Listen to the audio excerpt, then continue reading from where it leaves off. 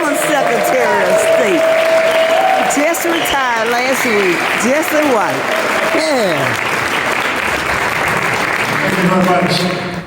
Pastor Brooks, you're so back to follow, sir. And you would say in my neighborhood, you the man. You the When I man. was in college, I wish I could have majored in heating. Maybe I need a little sensitivity training. I've had the great pleasure of serving as your Secretary of State for the past 24 years. God bless you. I want to thank you for the job. Thank you. Yes.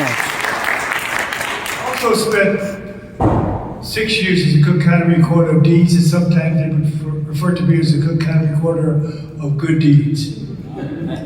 And then 16 years as a lawmaker, 24 years in this capacity, one of the largest Secretary of State offices in the United States.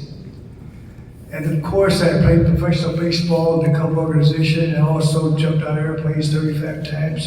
You never worry about the jump, it's always the sudden stop.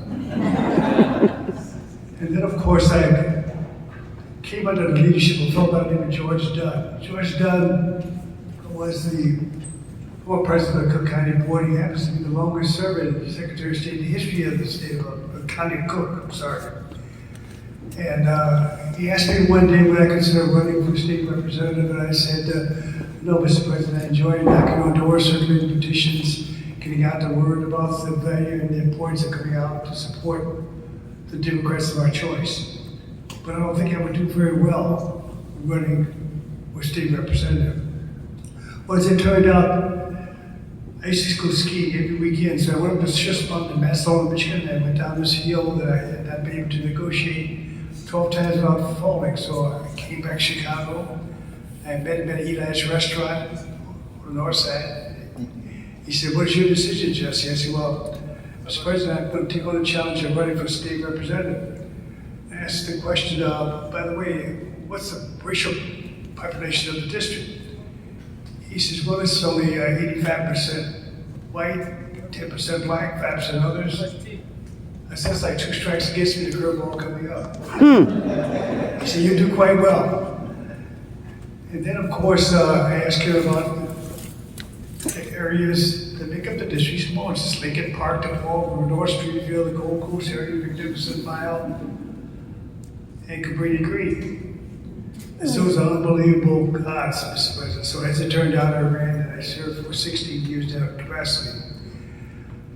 I came from a town called Alton, Illinois, moved to the north side of the city of Chicago, attended Lincoln Park High School, which was one of my high schools then, played basketball, baseball, played drums, band, orchestra, and I was scheduled to attend Beloit College, but I didn't have a secrets in math.